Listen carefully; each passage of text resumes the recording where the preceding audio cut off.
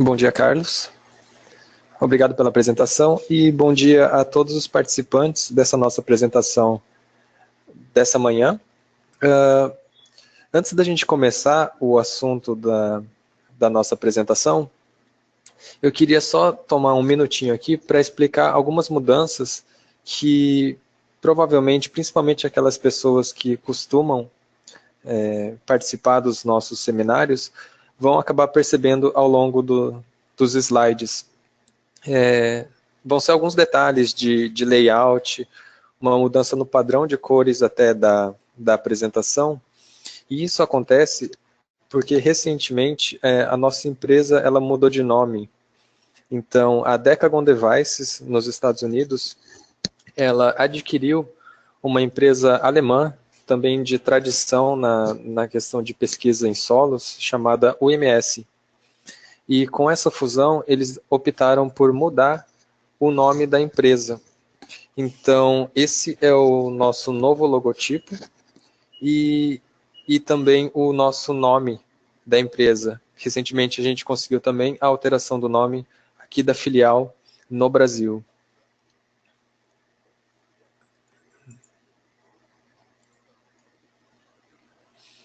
Então, agora passando para o assunto da apresentação de hoje. Como o Carlos mencionou, a gente vai tratar da teoria e aplicações do comportamento da luz quando ela atinge os dosséis das plantas.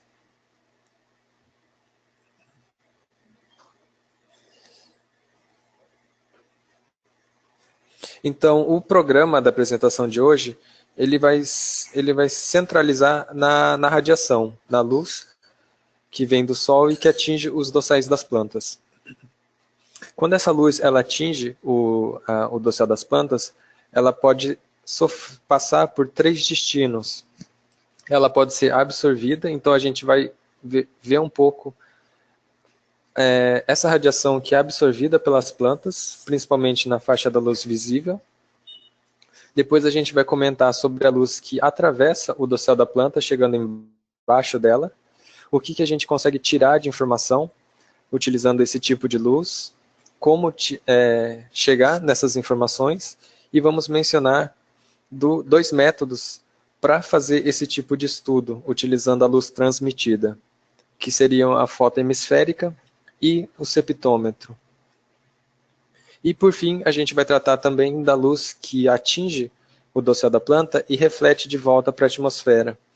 E alguns índices vegetativos que a gente consegue obter utilizando esse tipo de radiação. E por fim, a gente vai para a parte de perguntas e respostas, que são os últimos 15 minutos.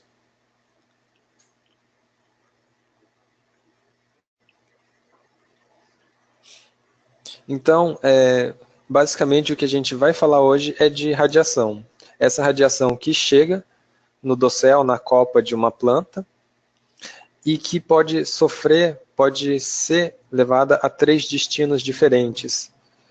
Parte dessa radiação ela pode ser absorvida pelo dossel da planta, pelas folhas da planta. Parte dessa luz ela pode ser transmitida, ela não para no dossel da planta, ela atravessa e chega embaixo da copa. E parte dessa luz ela pode atingir o dossel da planta e ser refletida de volta para a atmosfera. Então, para começar, a gente vai comentar rapidamente sobre a luz absorvida.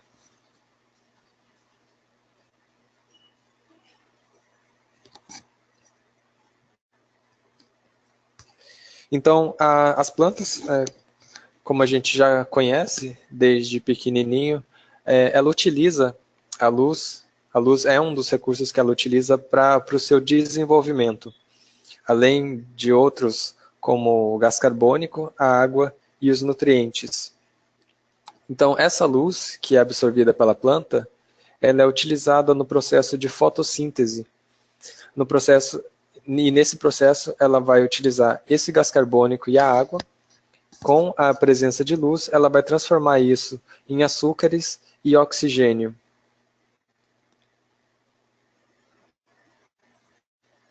E a luz absorvida, ela depende principalmente de dois fatores: a estrutura dessa planta, a disposição das suas folhas, tamanho de folhas, e também a faixa do espectro luminoso que a gente está considerando.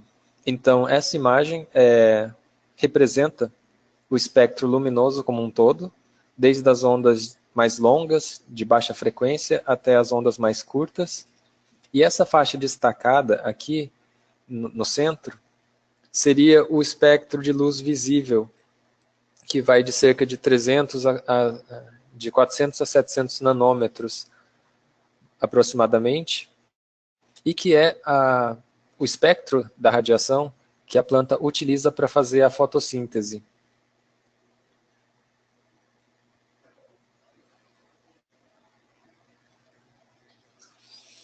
Então, esse é um gráfico que a gente vai ver repetidas vezes durante a apresentação, que representa a reflectância típica de um dossel de planta, de uma planta verde. Então, nesse gráfico, a gente tem no eixo Y a reflectância, o grau de reflexão da radiação quando ela incide na planta, e no eixo X a gente tem o espectro da luz, aqui não completo, mas partindo aproximadamente de 450 a 950 nanômetros. Por esse gráfico, a gente percebe que a luz na faixa visível ela é mais absorvida pela planta, então a reflectância dela é mais baixa, e ela reflete um pouco mais na parte verde, por isso que a gente tem essa percepção das plantas de uma coloração verde, na maioria delas. Em compensação, quando ela chega nesse espectro da radiação, próximo do infravermelho próximo, ela não absorve, então a reflectância dela é mais alta.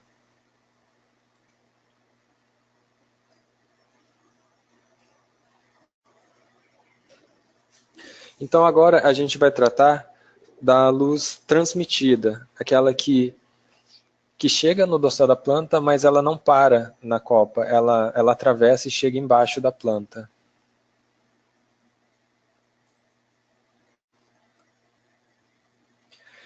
E essa luz transmitida também depende principalmente da estrutura e da cobertura vegetal do local de estudo.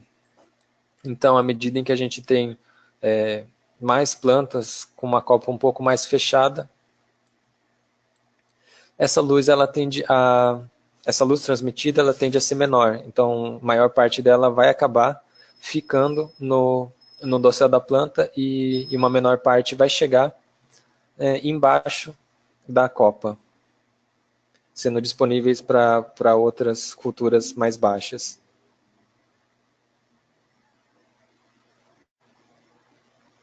Então, quando a gente busca alguma informação da luz transmitida, dois exemplos de informações que a gente consegue obter, partindo dela, é o índice de área foliar, que é a cobertura vegetal de uma determinada área, e também alguns valores para serem utilizados em modelagem no cálculo de biomassa.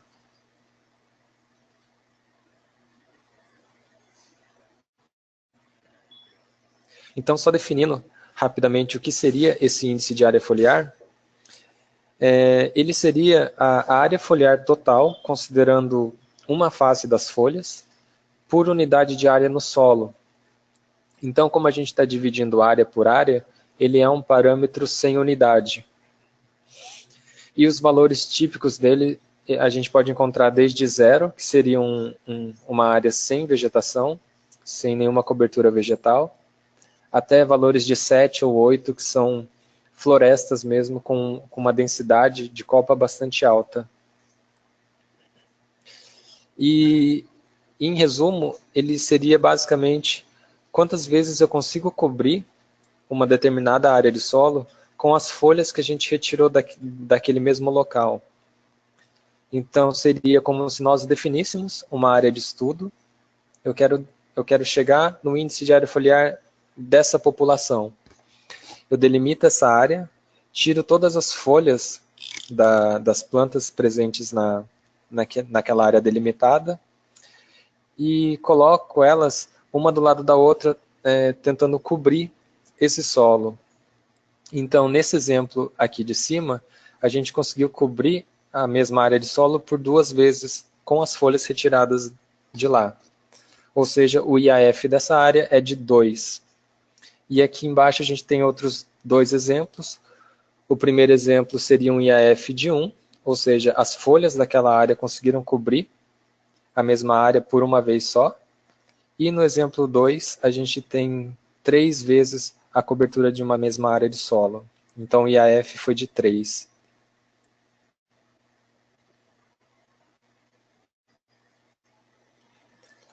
As aplicações do índice de área foliar, alguns estudos utilizam o IAF para indicar densidade de dossel e produção de biomassa. Também é bastante utilizado para monitorar o crescimento vegetal, ou inversamente, quando as plantas elas acabam morrendo ou sofrendo algum tipo de dano, esse IAF ele pode decrescer. Então a gente consegue monitorar esse tipo de comportamento também. Também para previsão de rendimentos de culturas, para estudar os eventos no ciclo fenológico da cultura, principalmente naquelas plantas decíduas, que em determinado momento do ano elas acabam perdendo as suas folhas, para cálculos de evapotranspiração e também para fazer comparação com dados retirados de imagens de satélite.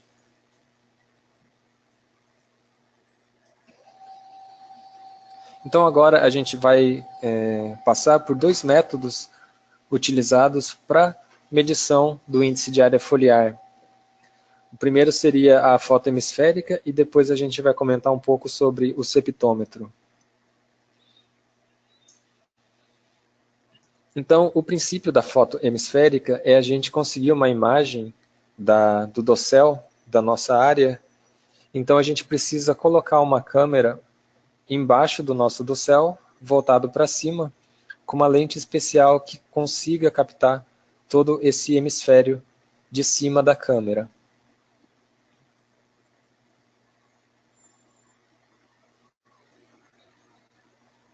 Então, como resultado, a gente teria uma imagem parecida com essa. A gente tem uma imagem tirada de baixo para cima, olhando para o céu e também captando o dossel daquele local. Com essa imagem tirada, o que a gente faz é colocar em um software para tentar distinguir as áreas que seriam representadas pelo céu e as áreas que seriam cobertas pelo dossel da planta, pela copa da planta. E com isso chegar no valor de cobertura vegetal daquele local. Então, basicamente, ele faria uma análise da imagem, baseado principalmente nas diferenças de tonalidade, de claro e escuro. Então, a foto hemisférica, ela possui alguns desafios na hora de ser utilizada, e essa imagem, ela exemplifica alguns desses desafios. Por exemplo, essa imagem ela foi tirada quando o Sol ele estava presente na imagem. Ele estava num ponto em que a fotografia conseguia ver o Sol ainda. E quando a gente tem a presença do Sol, normalmente o que acontece é que esse disco solar ele vai clarear essa área ao redor da minha imagem e pode subestimar o valor de cobertura vegetal, porque ele vai estar clareando uma área que teria, ou que poderia ter, folhas das árvores. Então ele mudou a tonalidade aqui da imagem ao redor. Uma outra dificuldade também é fazer essa diferenciação, porque aqui a gente tem um céu aberto em azul escuro, e aqui também seria o céu aberto, mas por causa das nuvens, ele fica bem mais claro do que esse local.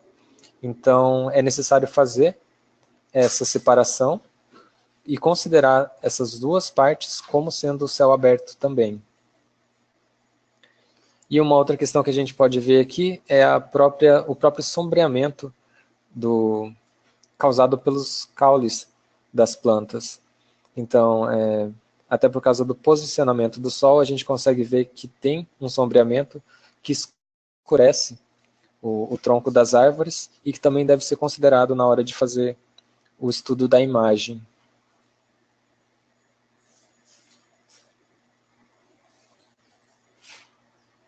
Então, como qualquer outro método que a gente encontre disponível para esse tipo de estudo, ele possui vantagens e desvantagens. Como vantagem da foto hemisférica é que ela nos dá mais informações do que somente o índice de área foliar. Quem utiliza essas imagens também consegue traçar ao longo do tempo o caminho que o Sol percorre ao longo do dia para determinada área. E com esse tipo de informação a gente consegue, por exemplo, chegar na disponibilidade de luz que o subbosque vai ter em determinado momento do dia. E uma outra vantagem também é que essas imagens elas ficam arquivadas para referências no futuro. Se a gente precisar voltar para tirar alguma dúvida ou para refazer o estudo, a gente tem essas imagens em arquivo para recorrer. Já como desvantagens, como a gente viu na foto anterior, a gente tem uma limitação de horário para fazer esse tipo de estudo usando foto, porque o Sol, de preferência, ele não pode estar na imagem, para evitar aqueles erros de leitura. Uma outra dificuldade também é com culturas baixas. A gente pode até imaginar, porque a gente precisa colocar uma câmera embaixo do dossel para fazer a imagem. Se a cultura ela for uma cultura muito baixa, ela não vai permitir que a gente coloque uma câmera embaixo dela e tire toda a sua copa. E por fim, a subjetividade na escolha desses limiares. Então a gente precisa, na hora de fazer o estudo da imagem, definir limiares de brilho, de escuro, de claro, para determinar que partes são copa e que partes são céu aberto. E isso fica um pouco subjetivo e pode ser também influenciado por aquelas questões de luminosidade, de sombreamento que a gente viu na foto anterior.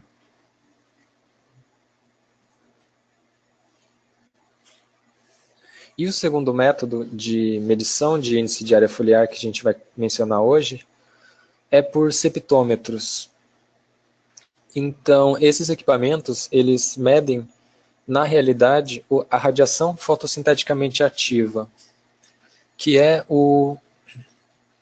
a radiação naquela faixa visível que a gente comentou anteriormente, na faixa que a planta utiliza realmente para fazer a fotossíntese. Então, ela mede na faixa que vai de 400 a 700 nanômetros, a faixa de luz visível, e ele é medido em fluxo de energia, então ele mede em micromols por metro quadrado segundo, ou seja, uma quantidade de fótons que passa por uma determinada área, metro quadrado, por unidade de tempo, segundos.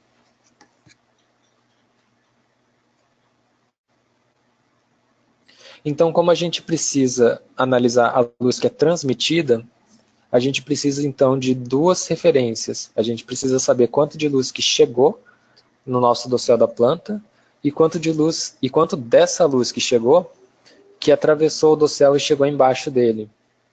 Então a gente pode imaginar que a necessidade de medir a radiação em cima do dossel da planta ou fora em uma clareira ou fora do bosque, por exemplo, e depois tirar a leitura de radiação embaixo desse dossel, para saber quanto que passou realmente. Então, alguns métodos, isso depende de modelo de septômetro que a pessoa venha a ter, mas tem alguns modelos que tem esse sensor externo, que é um sensor de radiação fotossinteticamente ativa também, e que a gente pode colocar ou em cima da planta para saber quanto que chegou, ou do lado da planta, se for nas bordas, e depois utilizar a barra de sensores para colocar embaixo da planta e saber quanto que atravessou.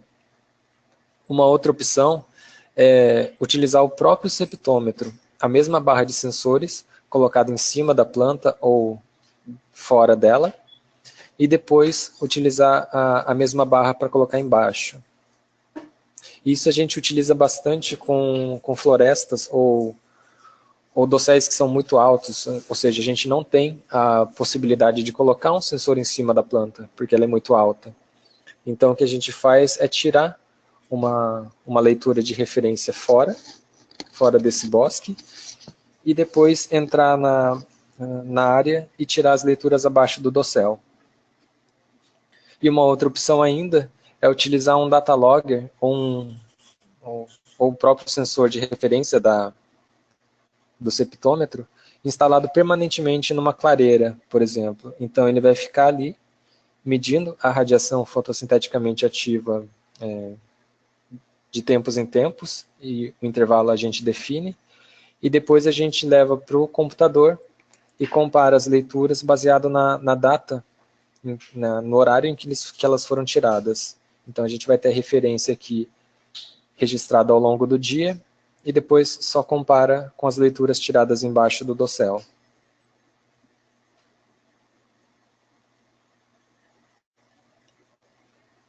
O septômetro, além dessa leitura acima e abaixo do dossel, ele utiliza 4 outros fatores para o cálculo do índice de área foliar.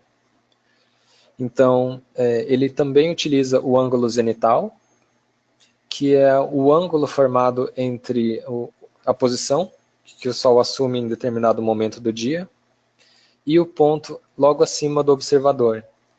Então, esse ângulo ele vai variando ao longo do dia e é considerado no cálculo do índice de área foliar. Ele também considera a fração de radiação que atinge o equipamento diretamente. É a radiação direta em comparação com aquela difusa que vem refletida de outras superfícies, de outros materiais, inclusive da própria nuvem. Um terceiro fator que ele utiliza é o parâmetro de distribuição foliar. Esse parâmetro ele tem mais a ver com a estrutura do dossel da nossa planta. Então, ele faz diferenciação principalmente no formato do dossel e no ângulo de inserção dessas folhas no caule. Se a gente, por exemplo, tem um dossel mais vertical, como o de cebolas, esse parâmetro vai ser diferente, por exemplo, de um dossel mais horizontal, como um de morango. E esse fator é um fator que ele considera, mas que é preciso ser inserido manualmente. Ele não vai fazer esse cálculo automaticamente. E o quarto coeficiente que ele utiliza é o coeficiente de extinção, que é a quantidade de radiação que não foi absorvida pelo dossel, e ele leva em consideração outros 2 parâmetros já mencionados. Ele vai ser calculado baseado no ângulo zenital do momento da leitura e do parâmetro de distribuição foliar que a gente informou no equipamento.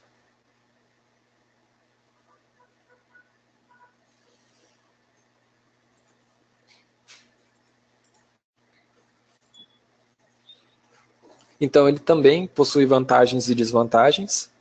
Como vantagens, ele é um método não destrutivo, então a gente não precisa tirar as folhas da planta ou da árvore para calcular a área foliar. Ele vai fazer isso sem destruir a nossa amostra, e isso permite que a gente colete dados desse mesmo local ao longo de todo o nosso estudo. Aquela determinada área vai continuar se desenvolvendo e a gente vai ter essas leituras de AF ao longo do tempo, do seu desenvolvimento. Relativamente barato, porque um único instrumento, um septômetro, ele pode ser utilizado em diversas áreas e tirar várias leituras para fazer a média. As leituras, elas costumam ser instantâneas, então não consomem muito tempo, e são instrumentos próprios para campo, então eles são instrumentos leves e portáteis para levar realmente para campo. Como desvantagens, como a gente viu, eles precisam de uma referência de quanto de luz que está chegando e para depois comparar com a luz que atravessou o dossel. Então essa atualização simultânea ela é dificultada se o dia estiver nublado, principalmente se for um dossel alto, daqueles que a gente tem que tirar fora a referência e depois entrar na nossa área para tirar as leituras abaixo. Existem alguns métodos que a gente mencionou aqui, por exemplo, para tentar amenizar esse problema de tirar a referência em dosséis altos, mas realmente ele continua sendo um desafio, uma limitação. E uma outra desvantagem é que ele não vai distinguir o IAF por espécie na nossa área. Então, se a gente tem uma área heterogênea, com uma composição vegetal diferente, ele vai tirar o IAF geral daquela área. Ele não vai distinguir por participação de cada espécie vegetal presente na área. Até porque o que ele utiliza é a transmissão de luz, a luz que é transmitida por aquele dossel, e ele não vai conseguir distinguir qual folha que contribuiu para que porcentagem de transmissão. E por fim, agora, a gente vai comentar um pouco sobre a luz refletida, aquela que atinge o dossel da planta e retorna, refletida de volta para a atmosfera. Então, novamente a gente traz esse gráfico de reflectância do dossel, e principalmente para essa parte da nossa apresentação, ele vai ter uma importância muito grande. Então a gente vai ver ele algumas vezes por aqui. Só reforçando então, existe uma diferença de todo o espectro de luz, existe uma parte, que é a que a planta utiliza para o seu desenvolvimento, que é a luz visível. E nesse gráfico, ela está representada por essa parte do gráfico. Ou seja, ela é mais absorvida nessa área do que refletida. Em compensação, no infravermelho próximo, existe uma reflectância maior da radiação por parte das plantas. Então, estudando essa luz que é refletida pelas plantas, a gente consegue chegar em alguns índices vegetativos. Aqui a gente vai citar dois, principalmente o NDVI e o PRI. Eles são índices espectrais porque eles são baseados na reflectância da luz em determinadas bandas do espectro de luz. Normalmente essas bandas elas são bem estreitas, então são faixas bem estreitas da banda que eles medem, não é o espectro luminoso global. E o que acontece é que o NDVI ele é bastante utilizado para propriedades estruturais da nossa planta, área foliar, interceptação luminosa, modelagem de biomassa. Já o PRI ele tem uma utilidade mais funcional da planta. Então, questões relacionadas à fisiologia dela, eficiência no uso da luz, presença de pigmentos foliares, seria mais com o PRI.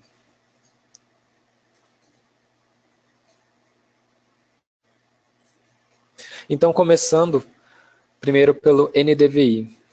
Ele é o índice de vegetação por diferença normalizada.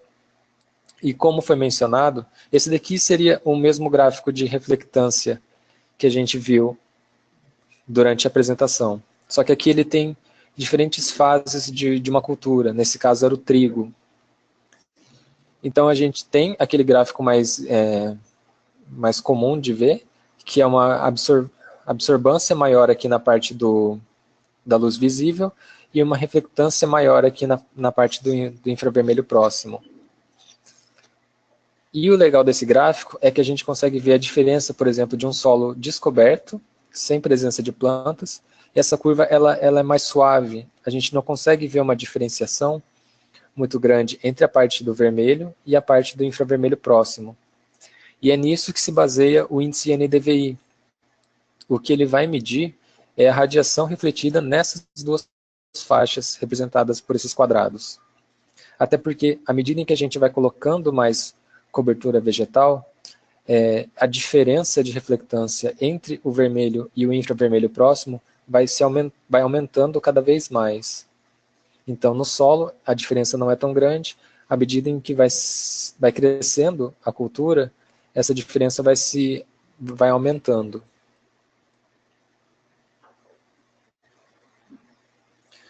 Então, é isso que o NDVI utiliza para o seu cálculo. É a reflectância nessas duas faixas, do infravermelho próximo e do vermelho dentro da faixa do visível. Então, ele vai fazer uma diferença e dividir pela sua soma. O que a gente consegue desse cálculo são valores que variam de -1 a 1. Essa é a escala de trabalho do NDVI, sendo que um NDVI baixo indicaria uma baixa quantidade de vegetação na nossa área, enquanto que o NDVI alto indicaria uma alta quantidade de vegetação. Esse é um exemplo de um sensor NDVI que pode ser instalado no campo. Então, a gente precisa de uma referência de quanto de luz que chegou naquele dossel. Então, a gente aponta um sensor para cima e depois aponta um sensor para a planta para saber dessa luz que chegou, quanto dela que bateu na planta e refletiu de volta para o sensor.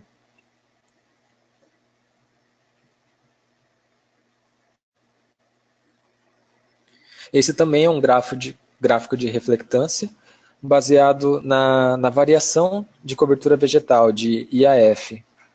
Então, um IAF baixo de 0,25 tem uma curva mais suave, e à medida em que as plantas vão crescendo, a curvatura, e principalmente a diferença entre essa banda do espectro e essa, vai aumentando.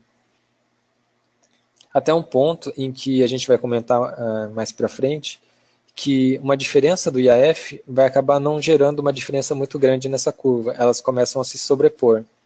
E isso é uma limitação do índice.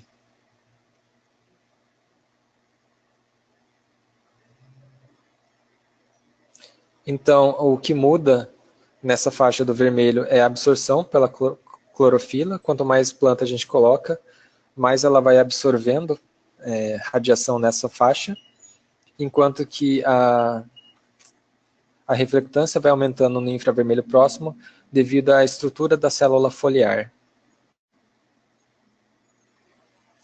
Esse gráfico é interessante para comparar o comportamento do NDVI com o IAF, o índice de área foliar.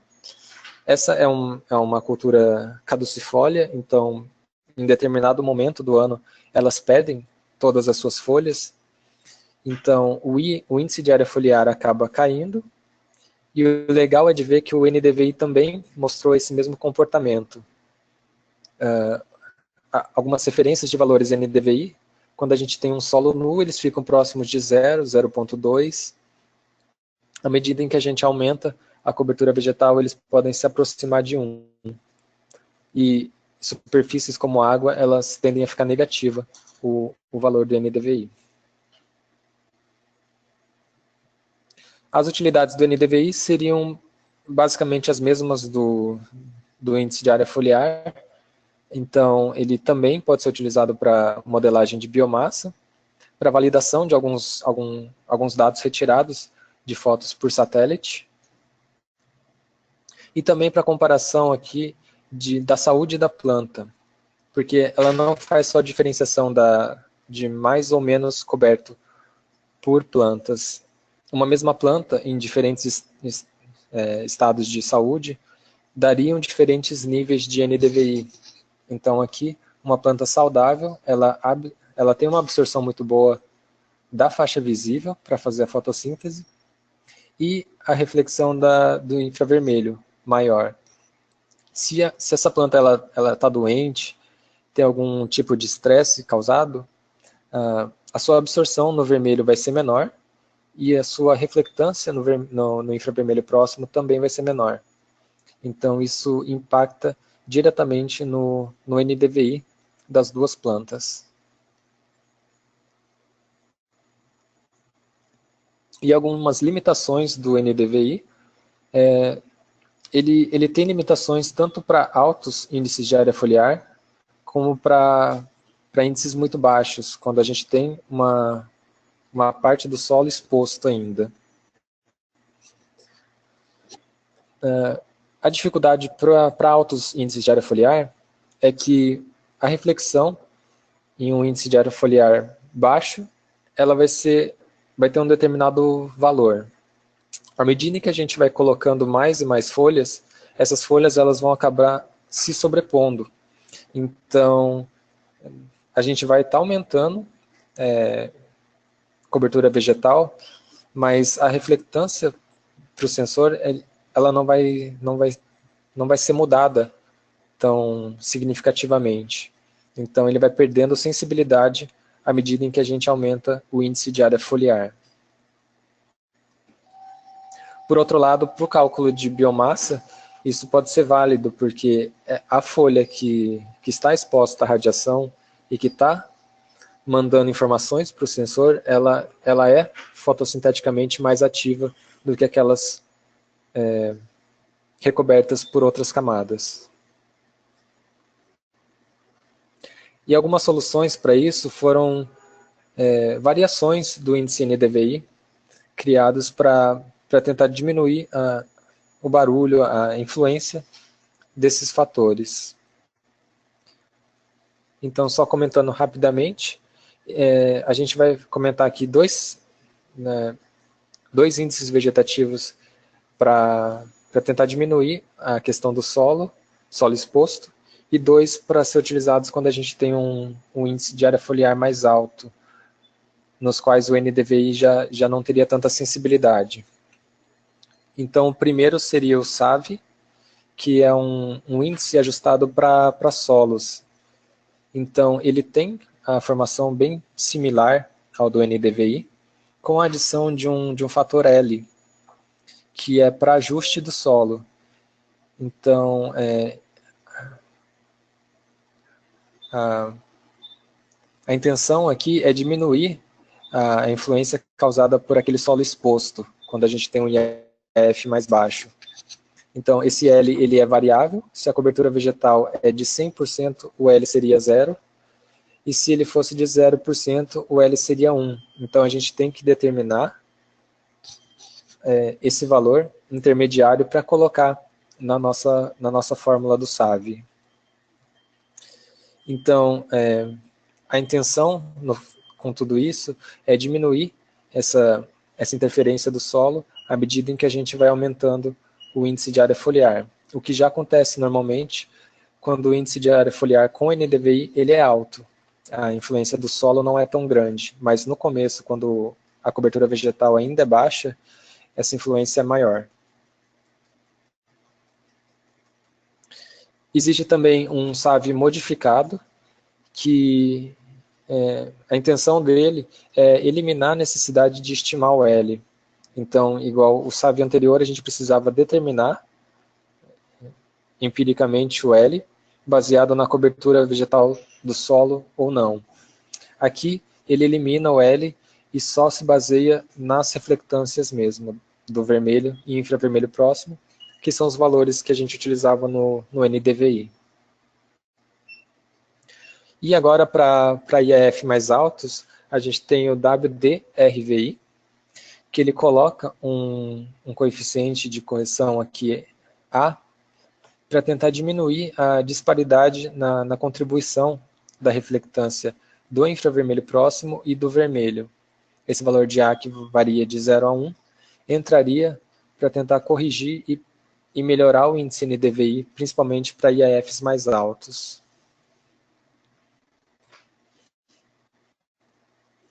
E o EVI, ele também foi criado para melhorar a sensibilidade em áreas com IAF mais alto, e também ele ajuda a reduzir as influências atmosféricas,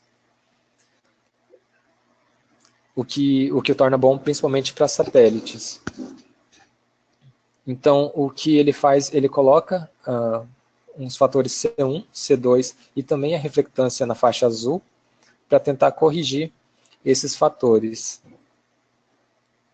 Só que como algumas fontes não apresentam esses dados de reflectância no azul, ou até porque a reflectância nesse azul tem muita interferência, eles surgiram com uma opção, que é o EVI2, que elimina a necessidade da reflectância no azul, para até quando a gente não tem disponibilidade desse dado, ou esse dado ele tem uma qualidade muito baixa.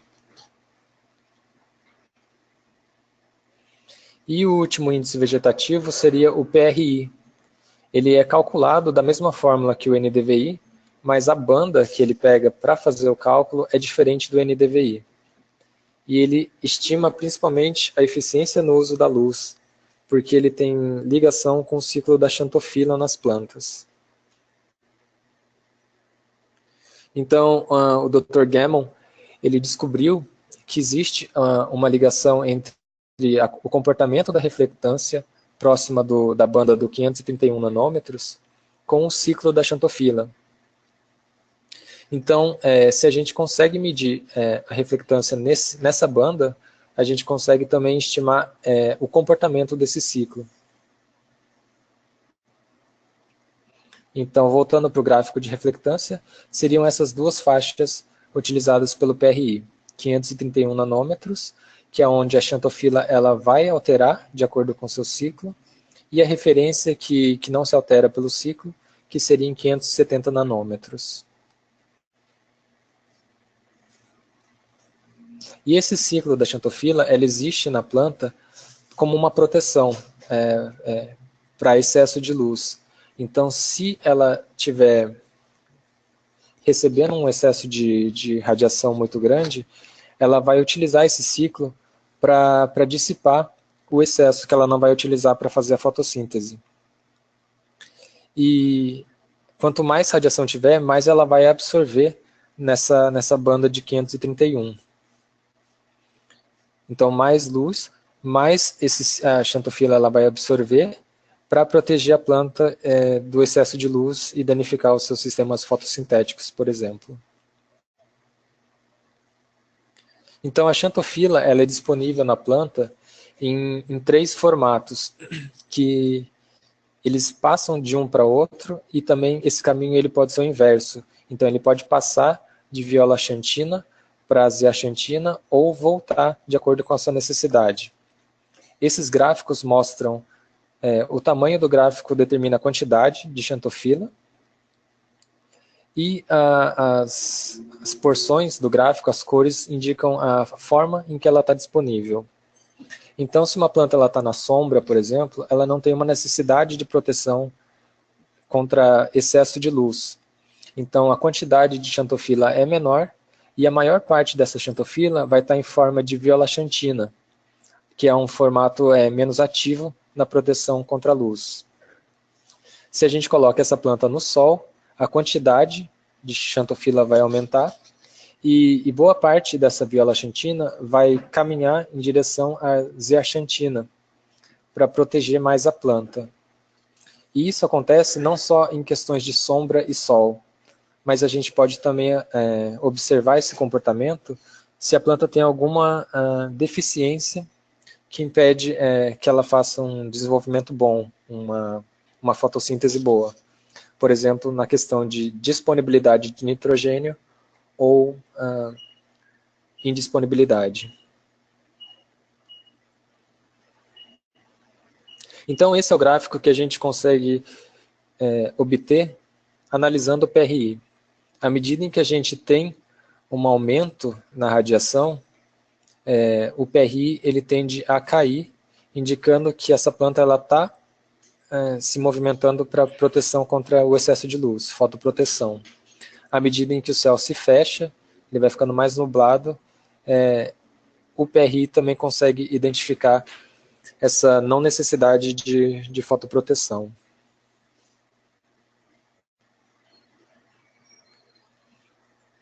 E por fim, existem alguns estudos tentando utilizar tanto o PRI quanto o NDVI combinados para o cálculo de produtividade primária bruta. Então, o que normalmente utilizaria a radiação fotossinteticamente ativa, a fração dessa radiação absorvida e a eficiência no uso da luz, eles estão tentando utilizar o NDVI como uma aproximação para a fração de RFA absorvida e o PRI com uma aproximação também para a eficiência no uso da luz, para o cálculo de produtividade. Então, agora a gente chegou ao final da nossa apresentação. Eu queria só aqui retomar alguns pontos, os pontos mais importantes do nosso seminário de hoje. Então, a gente viu que a luz, quando atinge a planta, ela pode ter 3 destinos diferentes. Ela pode ser absorvida pela planta, pode atravessar o dossel e chegar embaixo dela, ou pode ser refletida de volta para a atmosfera. E isso varia principalmente pela estrutura e cobertura gerada pelo dossel e a banda da luz que a gente está analisando. Na questão da transmitância, se a gente tem uma baixa cobertura vegetal, a gente vai ter mais luz atravessando esse dossel, chegando embaixo dela. E o inverso ocorre, se a gente tem uma cobertura mais fechada, uma menor porção dessa luz vai conseguir atravessar o dossel.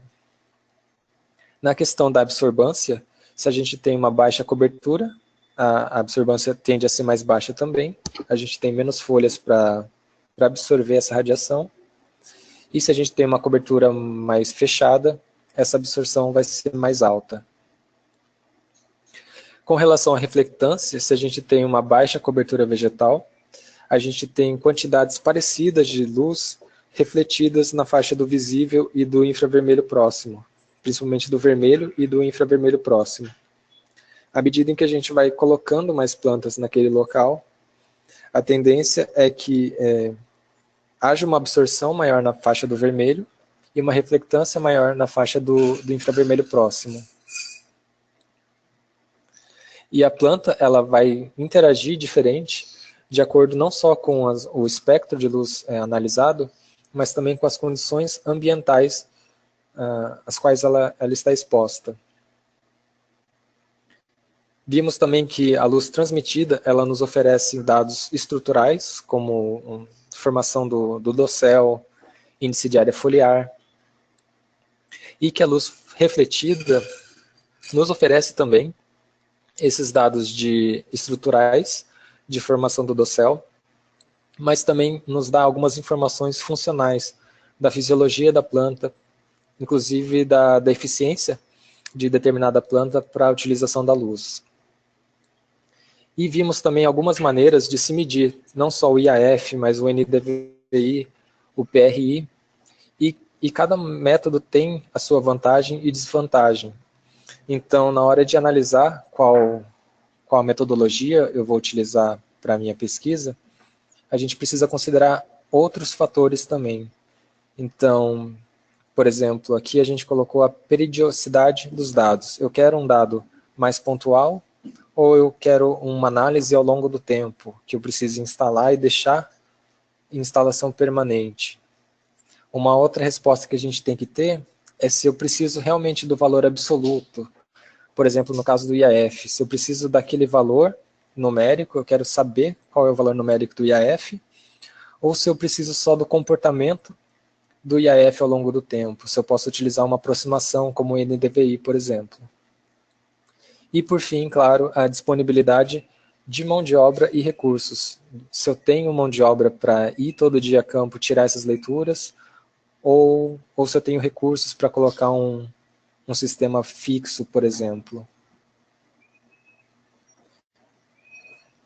Então é isso, esse é o final da nossa apresentação. Eu deixo aqui os meus contatos, o e-mail e telefone. Caso alguém tenha alguma dúvida depois ou alguma sugestão, fique à vontade de mandar para a gente. Muito obrigado pela atenção de todos e agora a gente vai passar para as perguntas e respostas.